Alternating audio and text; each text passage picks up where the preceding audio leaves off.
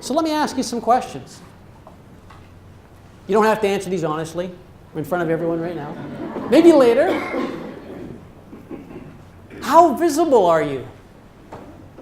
What other industry events, of course, apart from the chamber here, should you investigate and possibly attend?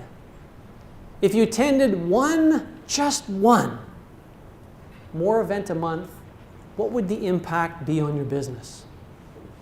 Probably significant, because that's what we see in the 10 years doing this.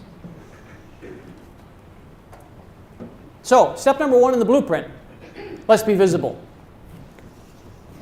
Let me read you a story about point number 2.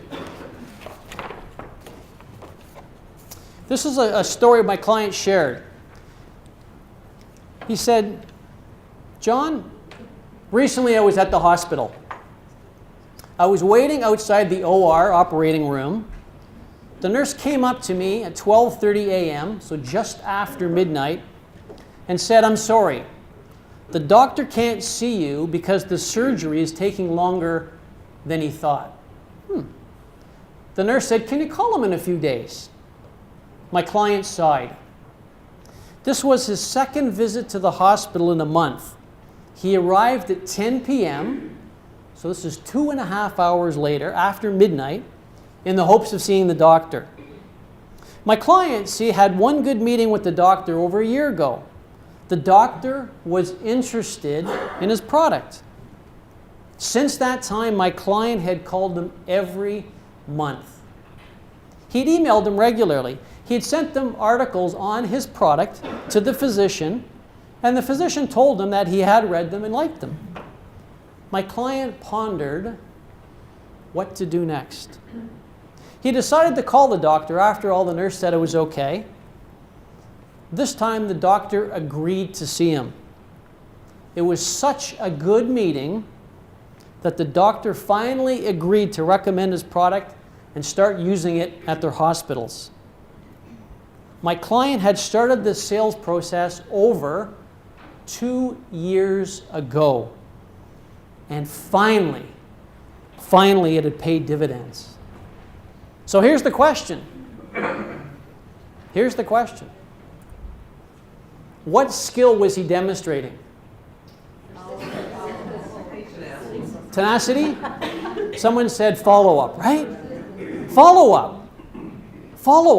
Now, during those 2 years, he could have said, oh, sorry, that's follow-up.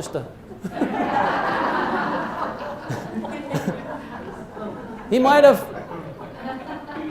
Rebecca, she's taping this. Rebecca, that says follow-up. I want to make sure when we edit the...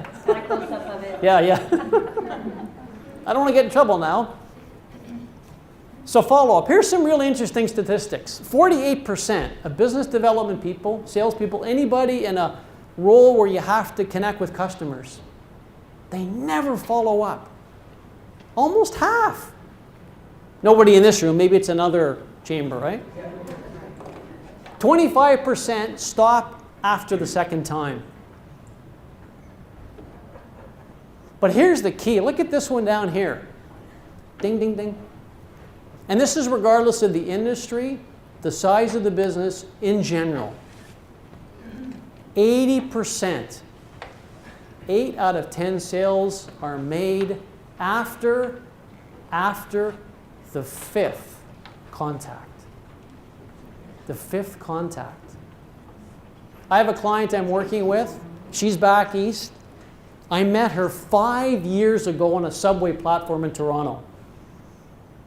We're having a conversation. It was probably a 5-minute conversation. I explained what I did for work. She emailed me 1.5 years ago, said, hey, John, you may not remember me, but we met on the subway platform. I happen to be pretty good with memory, and I remembered Karen. She said, I need your help in my business. Can you help me? Now, she's on my email newsletter list, which is going around if you want to put your name and card in there. Every month she's been getting my newsletter for, in that case, 4 years. So she called me, right? If I hadn't sent her the newsletter, would she have called me? Would she remember me? Chances are probably not, even though we make a good impression. So it's really key just to follow up. And it can be a whole lot of different things. It can be email and voicemail and articles and inviting them to lunch and pizza and beers and whatever that is. But don't get discouraged, because people don't return phone calls today. That's okay. They're busy. We understand. They don't return emails. I'm meeting with a client next week I met 2 years ago, him and his wife. He emailed me after one of my last newsletters, said, hey, I really like the newsletter on McDonald's. My wife and I want to talk to you about our business. He said, I apologize, John, for not following up, but you've just been kind of consistently touching base with me. So he hasn't found it offensive. In fact, it just wasn't the right time to work together, right? So, question, do you have a clearly defined system? Step 1, step 2, step 3, step 4, step 5. If not, we can help. If you had a system, how much more could it bring to your business? How much more productive would you be?